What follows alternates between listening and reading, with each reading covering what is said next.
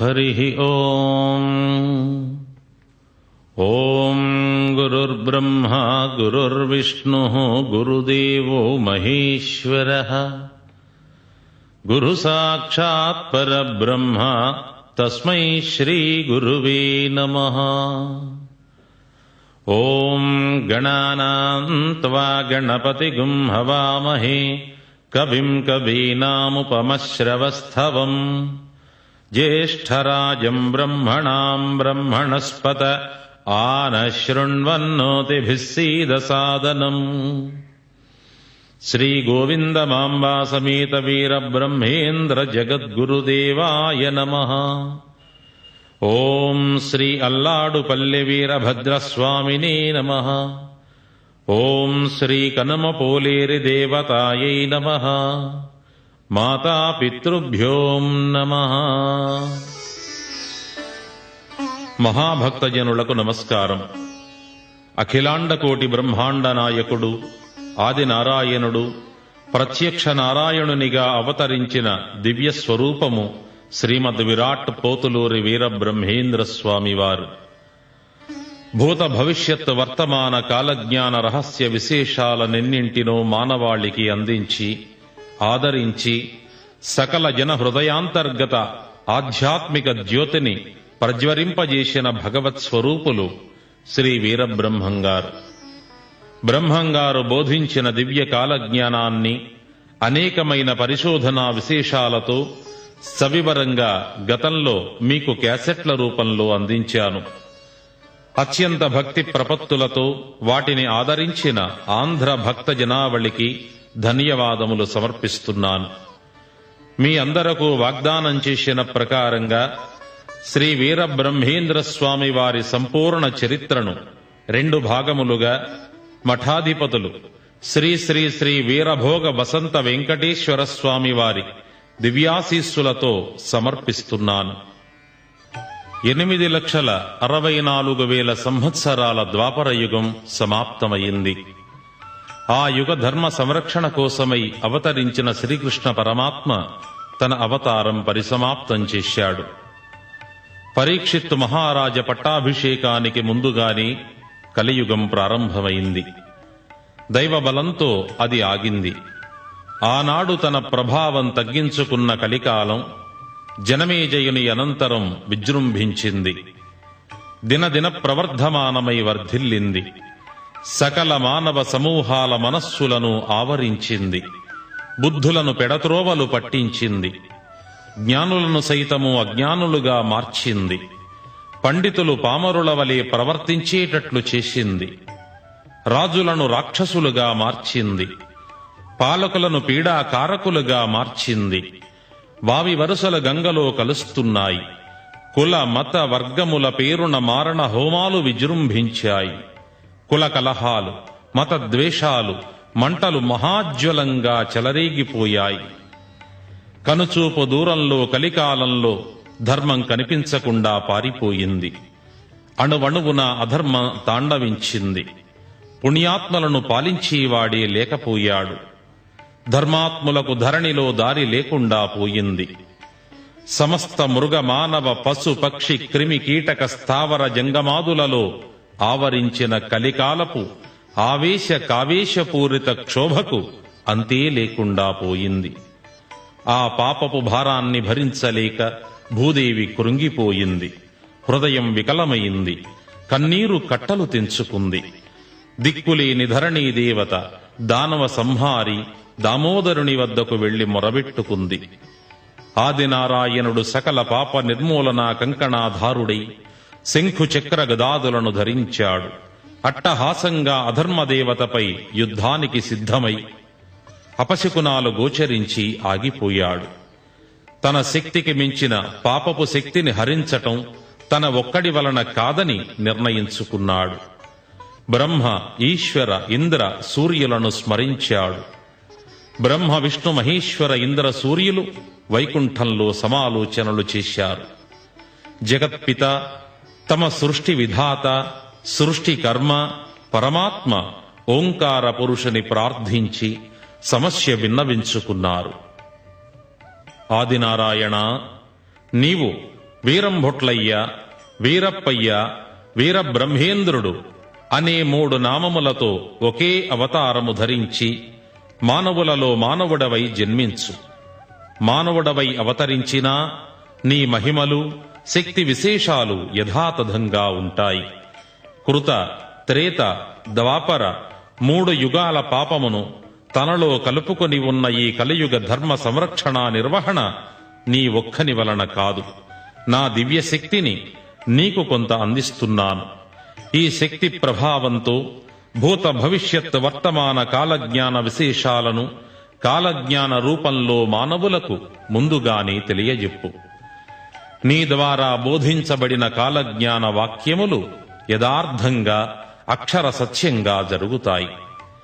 భవిష్యత్తును ముందుగానే తెలుసుకున్న మానవులలో ఎవరైతే ధర్మబద్ధంగా జీవిస్తూ భక్తి విశ్వాసాలు కలిగి ఉంటారో అటువంటి వారిని పుణ్యాత్ములుగా నిర్ణయించి రక్షించు.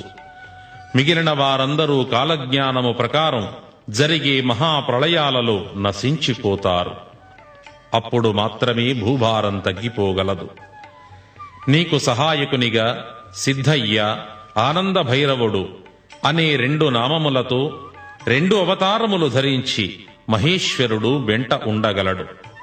బ్రహ్మదేవుడు అన్నాజెయ్యగా కొంతకాలము ఉండి కాలజ్ఞాన ప్రచారం చేసి రాగలడు.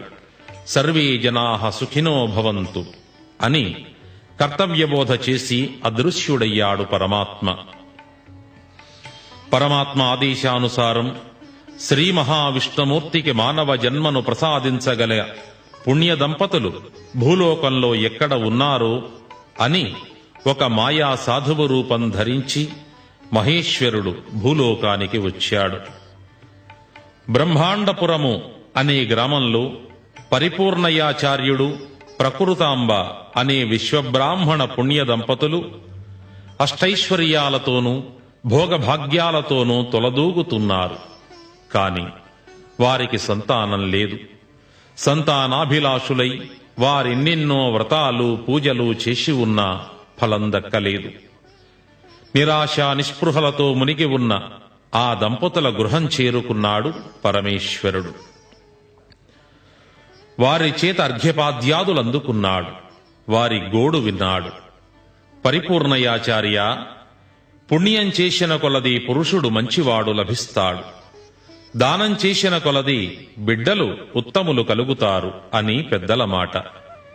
నీవు రేపు సూర్యోదయాత్ పూర్వము భార్యా సమేతుడవై బయలుదేరి కాశీ క్షేత్రానికి వెళ్ళు. 40 రోజులు కాశీ విశ్వేశ్వరుణ్ణి పంచాక్షరీ మహామంత్రానుష్ఠాన నియతుడవై ఉపాసించు. 41వ నాడు నీకు భగవదనుగ్రహం లభించి నీ కోరిక నెరవేరగలదు అని కర్తవ్యబోధ చేసి అదృశ్యమయ్యాడు ఆదిశంకరుడు. ఆ మహానుభావుని దివ్యోపదేశానుసారం పరిపూర్ణయాచార్య దంపతులు కాశీపట్టణం చేరుకున్నారు. ఒక్కపూట భుజిస్తూ కటిక నేలపై శయనిస్తూ నిత్య గంగాజలాభిషేకములు చేస్తూ అనుక్షణ పంచాక్షరీ మహామంత్ర జపం చేస్తూ ఆ దంపతులు మండలకాలం దీక్షను ముగించారు. 41వ రోజున ఆ విశ్వేశ్వరాలయ ముఖ మండపంలో నిద్రించి ఉన్నారు. అర్ధరాత్రి అయింది. నిశ్శబ్ద ప్రశాంతంగా ఉన్న ఆ నిశిలో కాశీలింగము నుండి ఒక దివ్య జ్యోతి ఉద్భవించింది. నిద్రిస్తున్న ప్రకృతాంబ గర్భాన లీనమైపోయింది. అప్పటి సమయం బ్రాహ్మీ ముహూర్తం. మరుక్షణంలో పరమేశ్వరుడు ప్రకృతాంబకు స్వప్నంలో సాక్షాత్కరించాడు.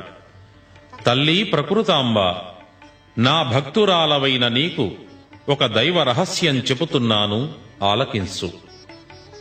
లోక సంరక్షణార్థమై శ్రీ మహావిష్ణుమూర్తి కలియుగావతారము ధరించాలని దేవలోకంలో నిర్ణయం జరిగింది. ఆ నిర్ణయం ప్రకారం ఆదినారాయణుడు నీ గర్భాన ప్రవేశించాడు. పరమ పవిత్రులైన మీ దంపతులను దామోదరునికి తల్లిదండ్రులుగా నేను నిర్ణయించాను. అయితే ఒక్క విషయం, లక్ష్మీపతి నీకు బిడ్డగా పుట్టిన మరుక్షణం నీ భర్త మరణించక తప్పదు అని హెచ్చరించి అదృశ్యమైనాడు. ఉలిక్కిపడి నిద్రలేచింది. కంగారుగా భర్తను నిద్రలేపి స్వప్న వృత్తాంతం చెప్పింది. భర్త మరణ వార్తను ముందే విన్నానే అని దుఃఖించింది. పిచ్చిదానా, వచ్చిన కలలన్నీ నిజమవుతాయా అని భార్యను ఊరడించాడు. ఓదార్చి నిద్రపుచ్చాడు పరిపూర్ణయాచార్యుడు. కాలగమనంలో నవమాసాలు నిండాయి ప్రకృతాంబకు. ఆమె కోరికపై భార్యతో సహా కాశీపట్టణం నుండి స్వగ్రామమైన బ్రహ్మాండపురం తిరుగు ప్రయాణమయ్యాడు. మార్గమధ్యంలో సరస్వతీ నదీ తీరాన మహారణ్యంలో ఒకనాటి తెల్లవారుఝామున ప్రకృతాంబ ప్రసవించింది. లోకరక్షణా దీక్షాబద్ధుడైన లక్ష్మీనారాయణుడు మానవుడై అవతరించాడు. ఆ మరునిమిషంలో పరిపూర్ణయాచార్యుడు మరణించాడు. భర్త మరణించాడని గ్రహించిన ప్రకృతాంబ తాను కూడా మరణించాలని నిర్ణయించుకుంది. శిష్య సమేతంగా అటుగా వచ్చిన అత్రి మహామునికి ఆ బాలుణ్ణి అప్పగించి జరిగిన వృత్తాంతమంతా వివరించింది. మహాముని వారించినా వినకుండా భర్తతో సహగమనం చేసింది. వారికి కర్మకాండలు జరిపించి ఈ బాలుణ్ణి తన ఆశ్రమానికి తీసుకువెళ్లిన అత్రి మహాముని వీరంభొట్లయ్య అని నామకరణం చేసి పెంచుతున్నాడు. ఇది ఇలా ఉండగా కన్నడ దేశంలోని నందికొండలో పాపాగ్ని అనే మఠం ఉంది. ఆ మఠానికి యనమదల వీరభోజయాచార్యుడు, వీర పాపమాంబ అనే వృద్ధ దంపతులు అధిపతులుగా ఉన్నారు. వారికి వృద్ధత్వం వచ్చినా వంధ్యత్వంతో మిగిలిపోయారు. జీవిత చరమాంకంలో తీర్థయాత్రలు చెయ్యాలని సంకల్పించి బయలుదేరారు. అనేక పుణ్యక్షేత్ర సందర్శనం చేస్తూ అత్రి మహాముని ఆశ్రమం చేరుకున్నారు. ఆశ్రమంలో 3 దినాలు ఉండి ఆతిథ్యం పొందారు. ఆశ్రమ వాతావరణంలో పెరుగుతున్న ముద్దులొలికే బాలుణ్ణి చూశారు. మహర్షిని ప్రార్థించి ఆ బాలుణ్ణి దత్తపుత్రునిగా పొందగలిగారు. సాక్షాత్తు నారాయణావతారుడైన ఆ బాలుణ్ణి జాగ్రత్తగా పెంచుకోమని చెప్పి దత్తత ఇచ్చి పంపించాడు అత్రి మహాముని. వీరంభొట్లయ్యను తమ గృహానికి తీసుకుని వెళ్లి వీరప్పయ్య అని నామకరణం చేసి అల్లారు ముద్దుగా పెంచుకుంటున్నారు ఆ వృద్ధ దంపతులు. వీరప్పయ్యకు 8 ఏండ్ల ప్రాయమొచ్చింది. ఉపనయనం చేసి బ్రహ్మ గాయత్రి మంత్రోపదేశం చేశాడు వీరభోజయాచార్యుడు. ఆ తరువాత 2 ఏండ్ల కాలంలో సహజ మరణం పొందాడు.